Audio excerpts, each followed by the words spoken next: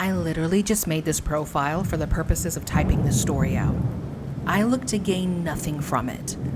All I really want to do is raise awareness of some of the creepy things that go on. I see far too many dating app horror stories. I'm 23, female. I've been single for a while. I go out on dates very rarely, but I just recently moved to a new city. I've been struggling with loneliness from not knowing anyone, and I don't have any real friends from work yet, so I took to things like Bumble and Tinder. After maybe a week of swiping, I eventually came across a guy that I matched with. He was really cute, had a good job, had similar interests as me, and was the same age. I should have known better. We talked for about a week. After a couple of days, we exchanged numbers. We talked about life. We talked about our jobs. He was really sweet.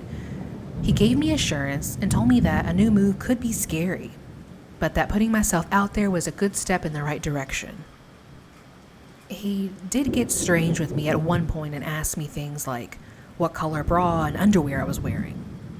I told him I wasn't quite ready to talk like that. He agreed it was out of line and apologized. I didn't think much else of it. After about a week, he wanted to meet up in person. He wanted it to be in a public place so that I would feel safe. He told me he would take me out to dinner, and if I wanted after, we could go grab a beer. It sounded like a fun night to me. He wanted to meet outside of a dive shop, which I thought was a little strange.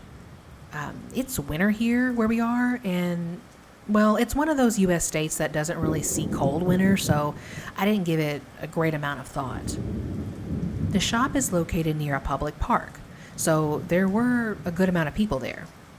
After looking around for a bit, I spotted him talking to some people. I walked up to him and gave him a hug. Not like super romantic, but more than a platonic, but less than a partner kind of hug. To my disappointment, he just sort of aced his palms around my back like he was put off. But he did give me a slight smile and, how are you? I tried making it work. I told him he looked a lot cuter in person and that I was happy he asked me out. I was extremely nervous. His eyes widened and he turned to ask the group he was previously talking to, all right, who put me up to this? With no expression of humor, they all just calmly denied anything. He then asked me who told me to do this. I was so confused. I told him that we'd been talking on Tinder. He told me he didn't have Tinder, and even went as far as showing me that he didn't have it downloaded. He apologized for the mix-up. I showed him the profile, and he seemed equally confused. I turned away and started walking back to my car. I was super humiliated. Then I got a text message from the number that I had been talking to that simply read, ha ha ha ha ha ha ha. I could not even fathom that. I attempted to call the number, but it was disconnected. By the time I got home, the profile had been deleted. I blocked the number just in case. I had some of the photos saved that the profile sent me. I did a reverse image search on Google and found the Facebook profile of the guy that I had actually met. His name wasn't the same, and he was actually a few years older. I also figured out he was a dive instructor at the shop. I felt so betrayed and violated. I did send the guy a message, the actual one, and apologized for the inconvenience. I explained everything to him and why I was acting that way. I gave him as much of the story as I found necessary. To my surprise, he actually responded back and he said that he was sorry and that he was completely blindsided by the encounter. He did offer to take me out for a drink to make up for the mess, but I simply have severe trust issues now.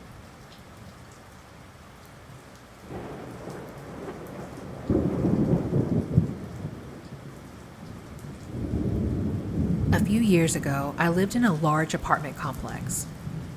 My unit was at the very end on the first floor. A lot of strange people lived there, but seemed pretty harmless. One night, my boyfriend was over, thankfully, and we were watching a movie. I noticed a shadow pass by the window, but then I felt like it didn't completely pass by. At that point, I started feeling like I'm being watched and too scared to turn and look. I finally look and see the silhouette of a person and a pair of eyes peeking in between the space in the blinds. I told my boyfriend someone was out there, and he jumped up and we saw the person's shadow run away. My boyfriend peeks out the window and we assume he ran around the back of the building. A few minutes later, there was a knock on the door. My boyfriend and I just kind of look at each other because it's like 1 a.m. I told him not to answer it because I don't want to open the door to anyone. After a minute of discussion, he's adamant on answering it, so I tell him to grab a knife. He opened the door and thought, there's no one out here. He looked over and saw a man behind a nearby tree doing the come here motion with his hands. We called the cops and they said they would keep an eye out, but we never heard anything more. In that moment, it felt like the beginning of a scary movie.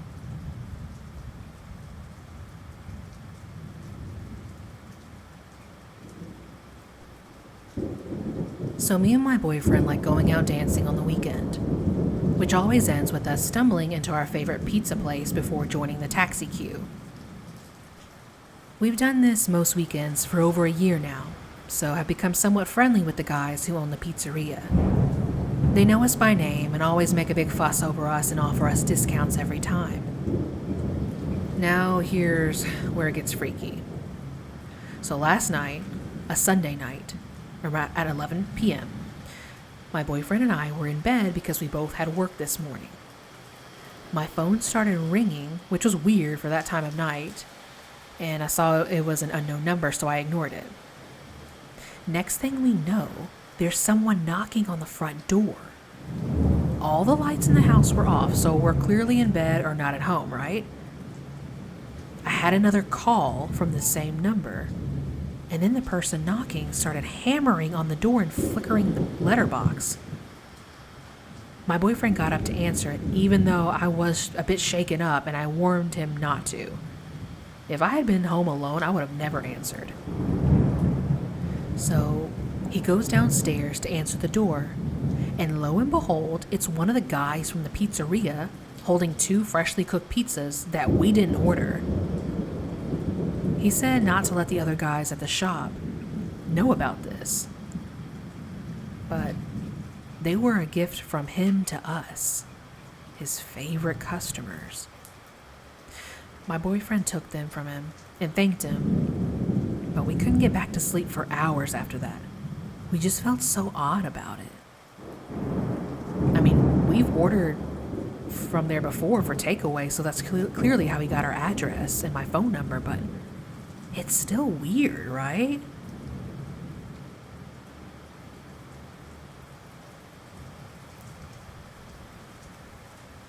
This happened to me in July. I was on a road trip with my husband traveling through eastern Washington. That night, we stopped in the town of Walla Walla. I recently started a new hobby of bird watching, and honestly, I've been so enamored with it that I purchased a Sony A7 camera to photograph the birds I saw during our trip. I was looking at things to do in the area, and I saw there was an Audubon nature area. It was a few miles from our hotel. I asked my husband if he wanted to come with me, but he said he was too tired and just wanted to stay in the room. It was nearing dusk, and I thought I could walk the trail real quick. Birds can be quite active when the mosquitoes come out. I was so naive. What a rookie mistake. I watch a lot of true crime and should have known better to go walking an unknown trail at dusk, but off I went.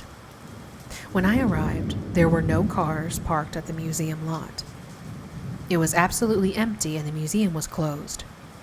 So, I start down the trail. It starts up on a clear hill. Then, there are stairs that lead down to a grove of intertwining trees and shrubs. Trails that fork to an open field. or more forest, but all loops back to the entrance. I'm taking pictures, completely forest bathing and very focused on the birds around me, moving slowly along the path when I came to the fork. I got an eerie feeling over me. My gut told me it was time to go back since the sun was rapidly setting, but wanted a few last shots of a yellow finch in the tree.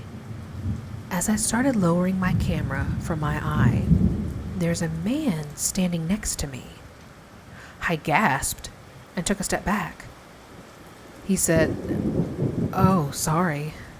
I didn't mean to startle you."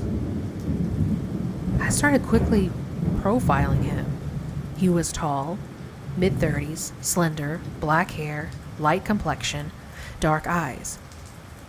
He's carrying a walking stick that has been sharpened at the end and a huge buck knife on his belt.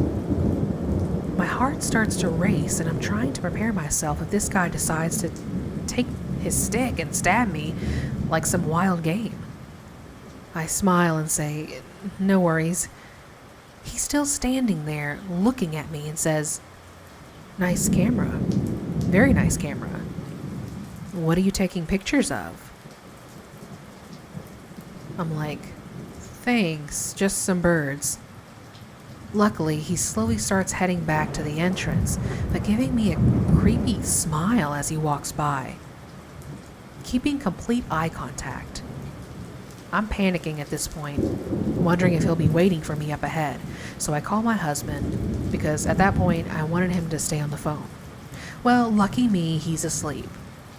But I remembered there's one person in my life that will always pick up the phone, and that is Mom.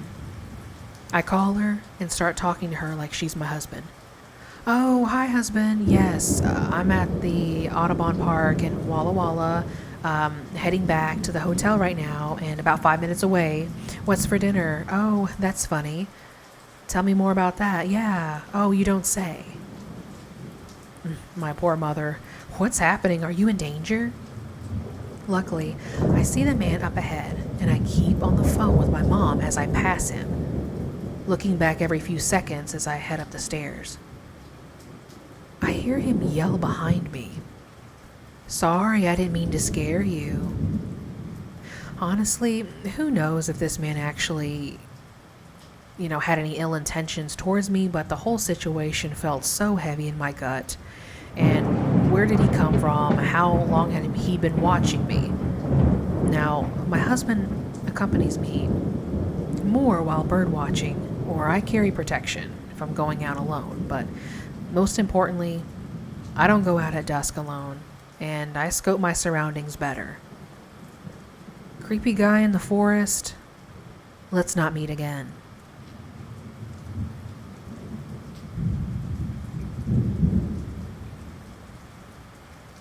This happened when I was 10.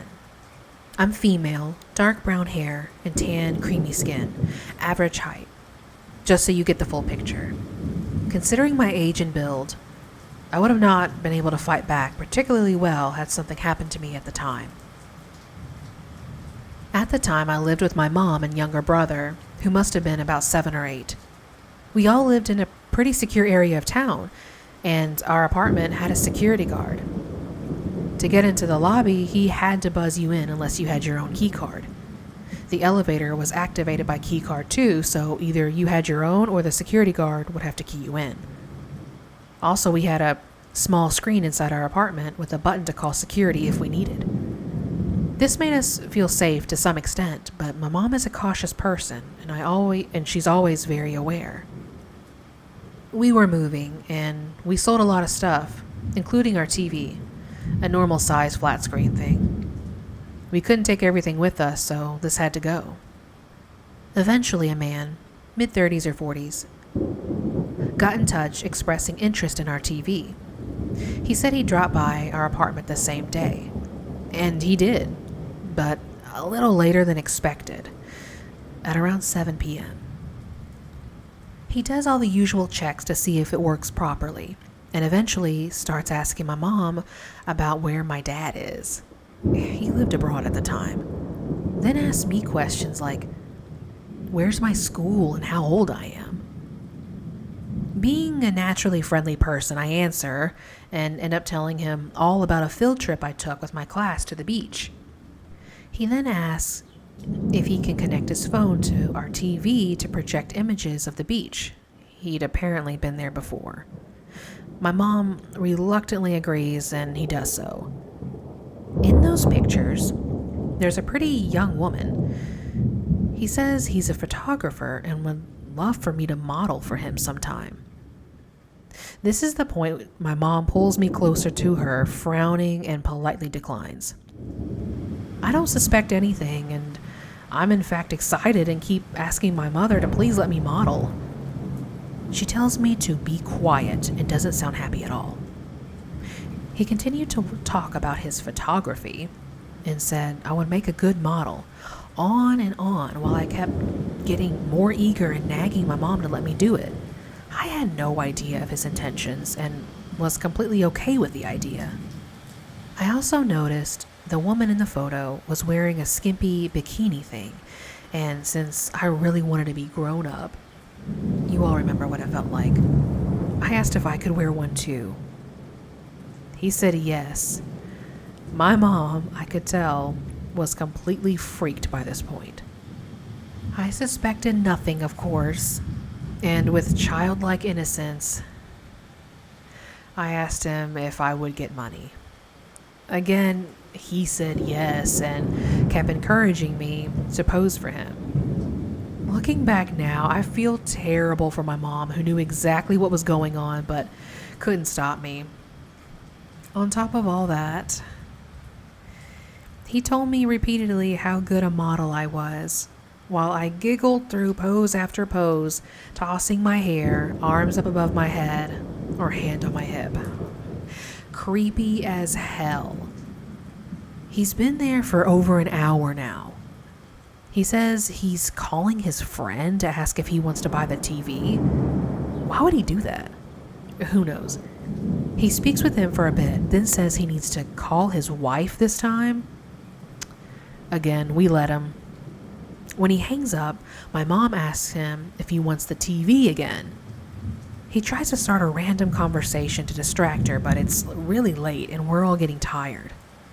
So my mom calmly explains that it's late now and her kids, my brother and I, are tired and need to shower and sleep. At which point the guy says, "Oh, that's fine. They can do that, I don't mind." Then encourages us to go wash. Okay, even I was creeped out at this point. My mom again told him to come back another day. He got pissed, insisting he stay because he wanted to check this or that feature on the TV. My mom stood her ground, but I saw she was scared, alone with this creep and 2 young children to boot. After a long argument, she turned to me telling me to go to my room with my brother. Needless to say, I didn't argue. We went into my room and shut the door behind us. I heard the front door open and my mom telling him to leave or she'd call security. Again, he tried to stay, but she wasn't having any and said something along the lines of, "Yeah, no, get out of my apartment now or I'm calling security." He finally left. My mom put us to bed. She probably didn't sleep at all that night. And we thought that would be the end of it. The next day, he came back under the same pretext as before, but by now it was clear that he had absolutely no interest in the TV, just in us.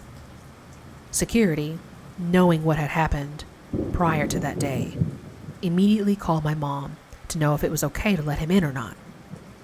I asked if it was the photographer guy again. My mom nodded before motioning me to be quiet. Then told security they were not to let him in. Thanked them for calling her first, and that's the end of it. Apparently, he got aggressive with security when they tried to show him out. I don't know if he tried anything after that, but I'll ask my mom and post an update if I learn anything. There is something innately wrong about a man who comes into a young mother's apartment, tries to recruit her kid for bikini pics or worse, then refuses to leave. It's sinister and creepy, and I don't like to think what would have happened. Some people speculated this might be sex trafficking. I'm not 100% sure, but it's possible there might have been some trafficking pornography ring operating in my area at the time.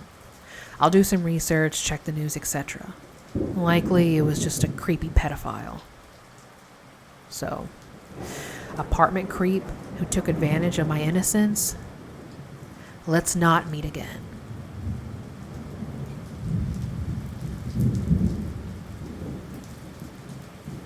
So I really hope you enjoyed this video. Each one of these stories is from the subreddit Creepy Encounters, and I am very thankful that these Reddit users allowed me to narrate their story and their encounters on my channel. Sharing encounters like these, yes, it's unsettling, it's creepy, but more importantly, it's good to shed light on situations like this and educate others for potential dangerous situations. So I want to thank you guys for listening. Also, my uploads are going to be every Thursday. What I'm doing is I'm going to be intermingling these scary narrations along with sleep videos. I want my listeners to listen to my narrations while they're studying, working on a project, cleaning, or even driving, or just, relaxing. So I'm also going to make some videos intertwined there of just like sleeping sounds, things to relax to go to bed. And they're all going to be black screen too. So black screen and like 8 hours so you can listen to them while you're sleeping. And right now they're not going to be narrations. It's just like ASMR sound ambiance like thunderstorms or sleep music. I have one out now that is just like sleep meditation music, black screen, 8 hours. So you can check that out, and I'm gonna mix those videos in there with my narration videos, just so you guys have a mixture. You guys can listen to my videos while you're relaxing during the day, and then when you're winding down at night, you can put on my black screen sleep videos. If you enjoyed my content, please leave a like and consider subscribing, as there will be more content to come. I have a lot of exciting things that I want to do with my channel here in the future. So thanks so much for listening, and see you next time.